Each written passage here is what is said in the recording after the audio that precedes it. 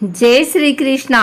आइए सुनते हैं पितृपक्ष मास में सुनी जाने वाली गरुड़ पुराण का 8वां अध्याय। गरुड़ जी ने कहा, हे ताच्छर्य, मनुष्यों के हित की दृष्टि से आपने बड़ी उत्तम बात पूछी है। धार्मिक मनुष्य के लिए करने योग्य जो कृत्य है वह सब कुछ मैं तुम्हें कहता हूँ। पुण्यात्मा व्यक्ति वृद्धावस्था के प्राप्त होने पर अपने शरीर को व्याधिग्रस्त तथा ग्रहों की प्रतिकूलता को देखकर और प्राणवायु के नाद न सुनाई पड़ने पर अपने मरण का समय जानकर निर्भय हो जाए और आलस्य का परित्याग कर जाने अनजाने किए गए पापों के विनाश के लिए प्रायश्चित का आचरण करें। जब आतुर काल उपस्थित हो जाए तो स्नान करके शालग्राम स्वरूप भगवान विष्णु की पूजा करें। गंध, पुष्प, कुकुम, तुलसी दल, धूप, दीप तथा बहुत से मोदक आदि नैवेद्यों को समर्पित करके भगवान की अर्चना करें और विप्रों को दक्षिणा देकर नैवेद्य का ही भोजन कराएं तथा अष्टाक्षर ओम नमो नारायणाय अथवा द्वादक्षर ओम नमो भगवते वासुदेवाय मंत्र का जप करें। भगवान विष्णु और शिव के नाम का स्मरण करें और सुने। भगवान का नाम कानों से सुनाई पड़ने पर वह मनुष्य के पाप को नष्ट करते हैं। रोगी के समीप आकर बांधवों को शोक नहीं करना चाहिए। प्रत्युत्तर मेरे पवित्र नाम का बार बार स्मरण करना चाहिए। विद्यमान व्यक्ति को मत्स्य, कूर्म, वराह, नरसिंह, वामन, परशुराम, रामकृष्ण, बुद्ध और कल्कि भगवान के ये 10 अवतार हैं। इन 10 नामों का सदा स्मरण कीर्तन करना चाहिए। जो व्यक्ति रोगी के समीप उपर्युक्त नामों का कीर्तन करते हैं वे ही उसके सच्चे बांधव कहे गए हैं।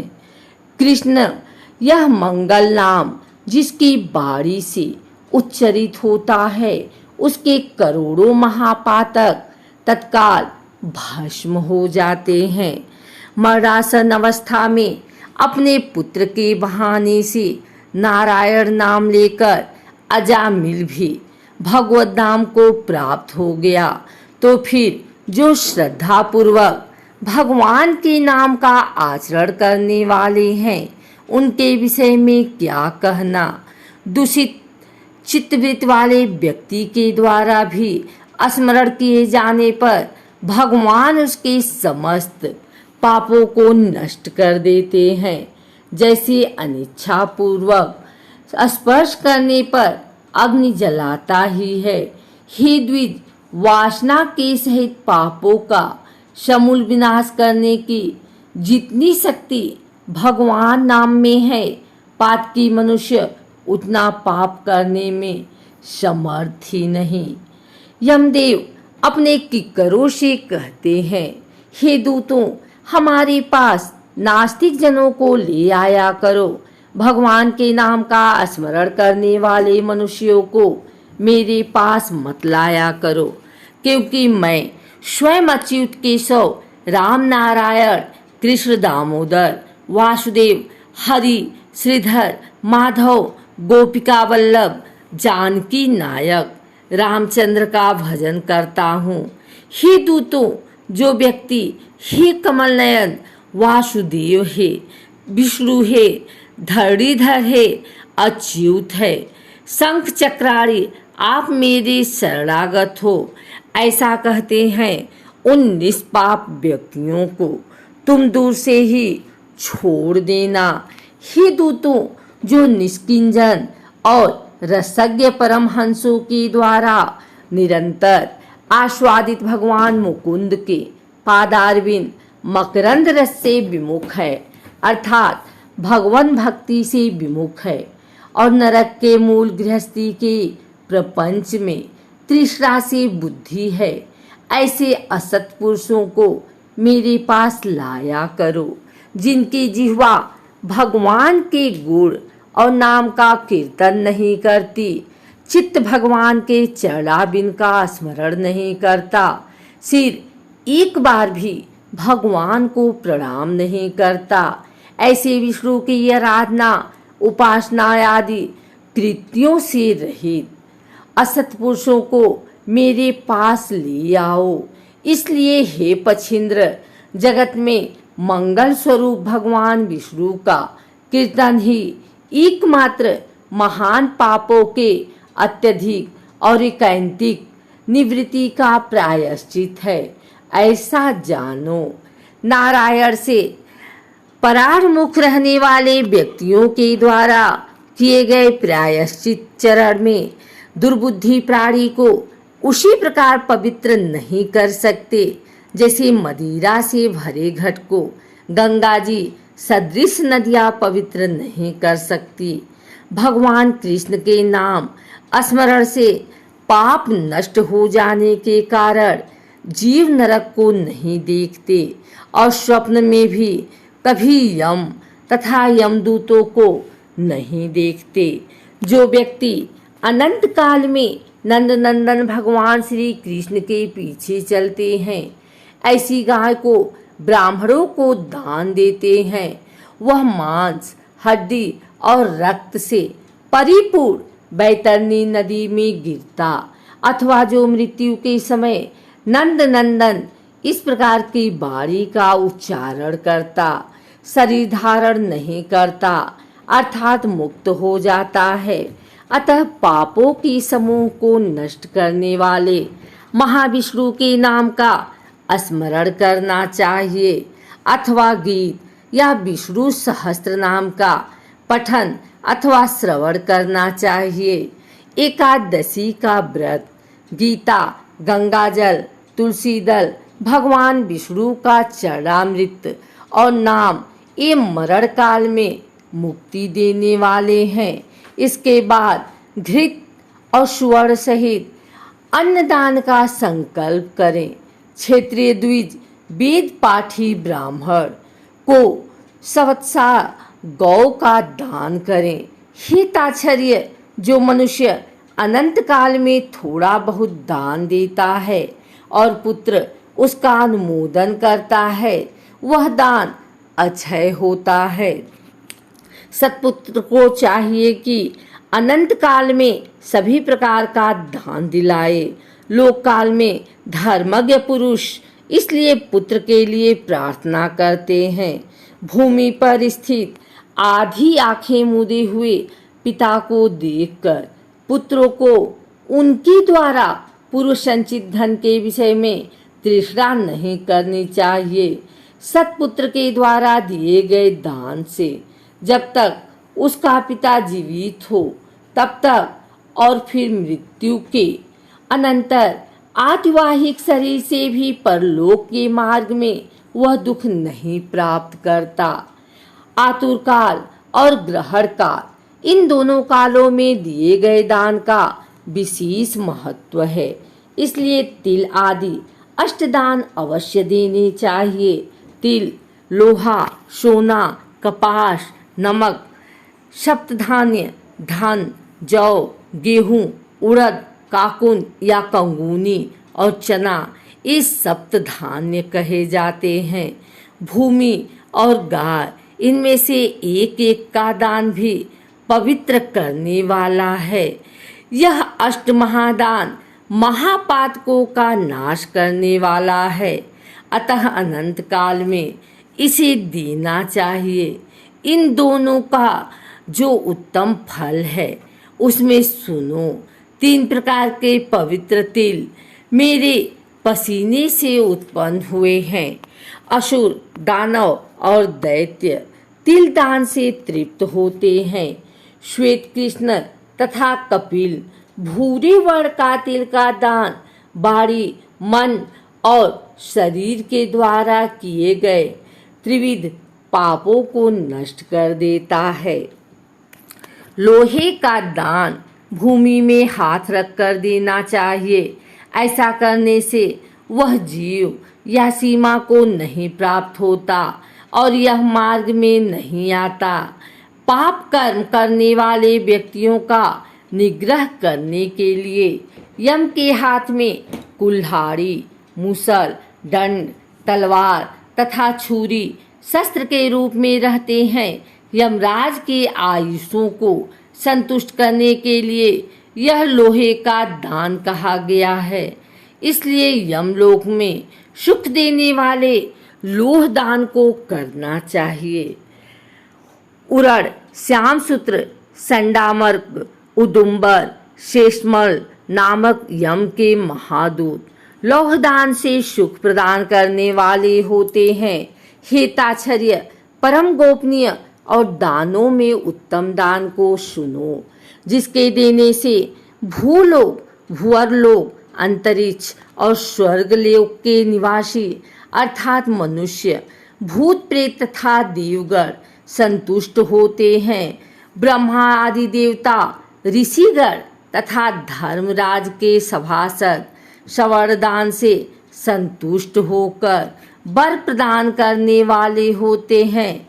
इसलिए प्रेत के उद्धार के लिए स्वर दान करना चाहिए। हे तात, स्वर का दान देने से जीव यमलोक नहीं जाता, उसे स्वर्ग की प्राप्ति होती है।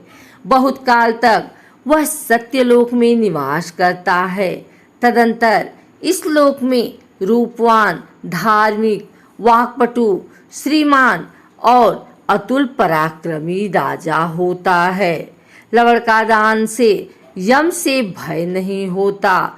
लोहा, नमक, कपास, तुल और स्वर्ण के दान से यमपुरी के निवासी चित्रगुप्त आदि संतुष्ट होते हैं। सप्त धान्य प्रदान करने से धर्मराज और यमपुर के तीनों द्वारों पर रहने वाले अन्य द्वारपाल भी प्रसन्न हो जाते हैं। हे गरुड़, अन्य दानों का फल अत्यल्प होता है, किंतु पृथ्वी दान का पुण्य दिन प्रतिदिन बढ़ता जाता है। भूमि का स्वामी होकर भी जो ब्राह्मण को भूमि नहीं देता, वह जन्मांतर में किसी ग्राम में एक कुटिया तक भी नहीं प्राप्त करता और जन्म जन्मांतर में अर्थात प्रत्येक जन्म में दरिद्र होता है। भूमि का स्वामी होने के अभिमान में जो भूमि का दान नहीं करता, वह तब तक नरक में निवास करता है जब तक शेषनाग पृथ्वी को धारण करते हैं। इसलिए भूमि के स्वामी को भूमि दान करना ही चाहिए। अन्य व्यक्तियों के लिए भूमि दान के स्थान पर मैंने गोदान का विधान किया है। इसके बाद अंतधेनु का दान करना चाहिए और रुद्रधेनु देनी चाहिए। तदंतर ऋणधेनु देकर मोक्षधेनु का दान करना चाहिए। हे खग, विशेष विधान पूर्वक बैतरणी धेनु का दान करना चाहिए। दान में दी गई गौएं मनुष्य को विविध पापों से मुक्त कराती हैं। बाल्यकाल में, कुमारा अवस्था में, युवा अवस्था में, वृद्धावस्था में अथवा दूसरे जन्म में, रात में, प्रातः काल, मध्याह्न, अपराह्न और दोनों संध्या कालों में शरीर, मन और वाणी से जो पाप किए गए हैं, वे सभी पाप तपस्या और सदाचार से युक्त वेदविद ब्राह्मणों को उपस्कर युक्त दान सामग्री सहित सवत्सा और दूध देने वाली कपिला गौ के एक बार दान देने से नष्ट हो जाते हैं।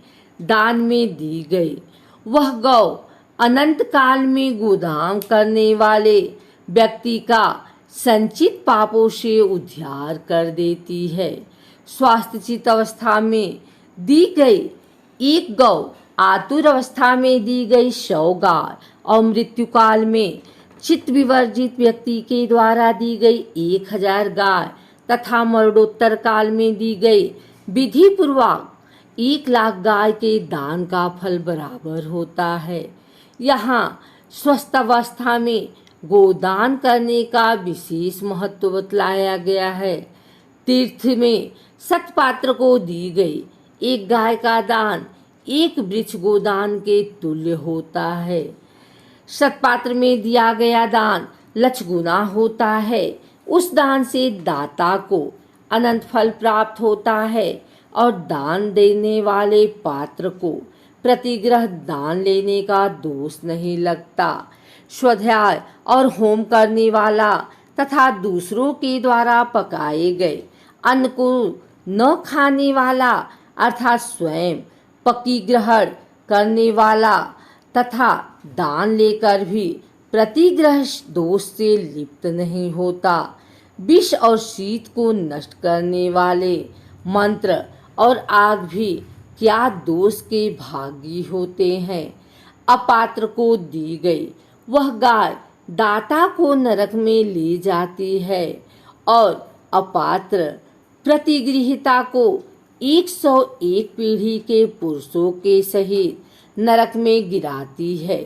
इसलिए अपने कल्याण की इच्छा करने वाले विद्वान व्यक्ति को अपात्र को दान नहीं देना चाहिए। एक गाय एक ही ब्राह्मण को देनी चाहिए। बहुत ब्राह्मणों को एक गाय कदाप नहीं देनी चाहिए। वह गौ यदि बेची या बांटी गई तो 7 पीढ़ी तक के पुरुषों को जला देती है। हे खगेश्वर, मैंने तुमसे पहले बैतरणी नदी के विषय में काश कहा था।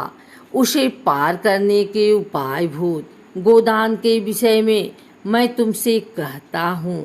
काले अथवा लाल रंग की गाय को सोने के सींग, चांदी के खूर और कांसे के पात्र की दोहनी के सहित 2 काले रंग के वस्त्रों से आच्छादित करें। उसके कंठ में घंटा बांधें। जब कपास के ऊपर वस्त्र सहित ताम्र पात्र को स्थापित करके वहां लोह दंड सहित सोने की यह मूर्ति भी स्थापित करें और कांसे के पात्र में घृत रखकर यह सब ताम्र पात्र के ऊपर रखें। ईख के नींव बनाकर उसे रेशमी सूत्र में बांधकर भूमि पर गड्ढा खोदी एवं उसमें जल भरकर वह ईख की नाव उसमें डालें।